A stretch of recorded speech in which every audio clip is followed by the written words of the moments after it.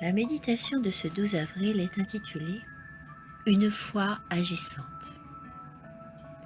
et d'être trouvé en lui, non avec une justice qui serait la mienne et qui viendrait de la loi, mais avec la justice qui est obtenue par la foi en Christ, une justice provenant de Dieu et fondée sur la foi.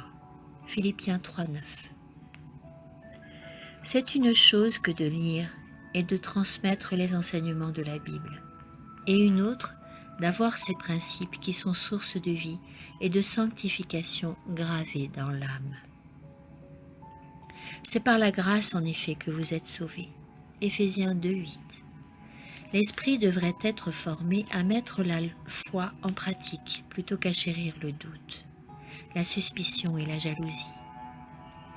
Nous sommes trop prompts à considérer que les obstacles qui se présentent sont infranchissables. Avoir foi dans les promesses de Dieu, avancer par la foi, persévérer sans être influencé par les circonstances, voici une leçon qu'il est difficile d'apprendre. Pourtant, il est nécessaire que tous les enfants de Dieu apprennent cette leçon. La grâce de Dieu qui est en Christ doit être sans cesse chérie, car c'est le seul moyen par lequel nous puissions nous approcher de Dieu. La foi mentionnée dans la parole de Dieu est une foi agissante en Christ, un principe de vie. Dieu veut que la foi en Christ soit rendue parfaite par les œuvres. Il établit un lien entre le salut et la vie éternelle de ceux qui croient et les œuvres, et il désire que par elles, la lumière de la vérité soit apportée à toutes les nations et à tous les peuples. C'est le fruit de l'action de l'Esprit de Dieu. Nous montrons que nous avons la foi en Dieu en obéissant à ses commandements. La foi s'exprime toujours en parole et en action.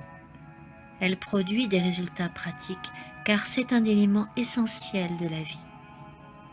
Le fait de mener une vie de foi permet d'avoir la détermination d'avancer, de progresser et de suivre les pas du Christ. Nous étions des pierres brutes, trouvées dans la carrière du monde, prélevées par le fendoir de la vérité et placées dans l'atelier de Dieu.